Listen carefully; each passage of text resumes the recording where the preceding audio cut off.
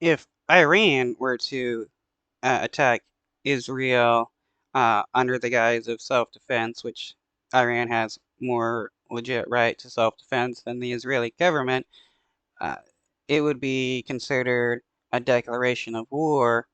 But because it's Israel, they can just claim that they're they have the right to self-defense and just attack anybody they want around them, and it's supposed to be considered legit.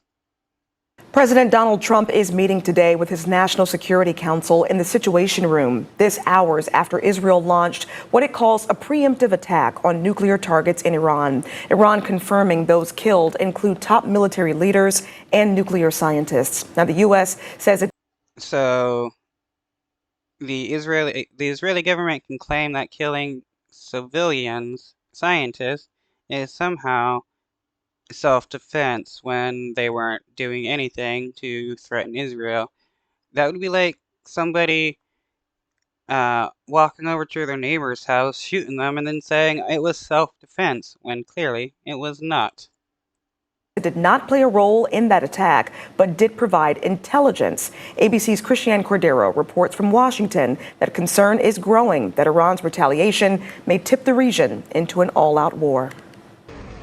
It's the attack by the Israeli government that is going to lead to an all-out war, not Iran defending itself. Today, the Middle East is at the edge of an all-out war after Israel pierced through Iran's nuclear program with waves of airstrikes overnight. Video circulating online shows the attack lighting up the night sky in Tehran, targeting military sites and leaders, setting several residential buildings on fire. Setting residential buildings on fire is not self-defense.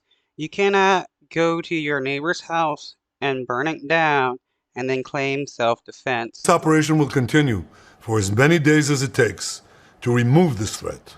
Iran confirms among those killed in the attack the top general of its Revolutionary Guard and several top nuclear scientists. It's unclear how many civilians were also killed.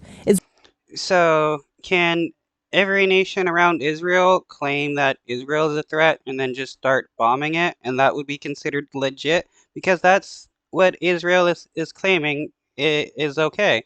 That you can just declare anybody a threat and attack them, and that is under your right to self-defense. Israeli Prime Minister Netanyahu says Israel had no choice but to act, calling Iran's nuclear program a clear and present danger. Iran is gearing up to produce 10,000 of those ballistic missiles within 3 years. Now just imagine 10,000 tons of TNT landing on a country the size of New Jersey. Whine, whine, whine. All he does is whine and cry. Oh, imagine this happening. Imagine that happening. What is funny is that the Israeli government has nuclear bombs that they won't allow the UN to expect, but they want everybody else to cry about Iran having a few ballistic missiles and a nuclear program to create energy. It's just, this is just BB Hitler trying to get people to think that the Israeli government is the perpetual victim in every single thing it does.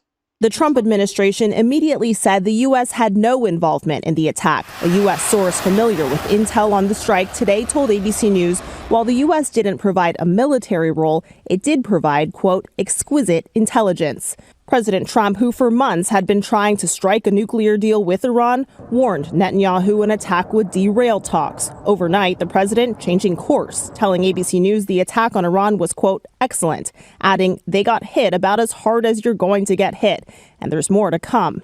Israel says Iran launched 100 drones towards it in retaliation, but all were shot down. Israel now.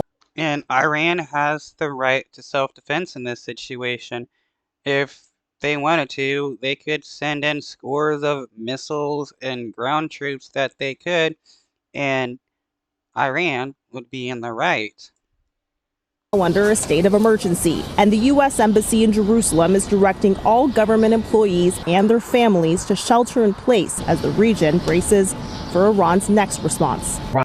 And what is crazy is that Netanyahu's family is hiding out in bunkers underneath Israel, using the civilians as their human shields. Iran certainly sees the United States as part of the problem and may be angry and under a lot of political pressure at home to respond.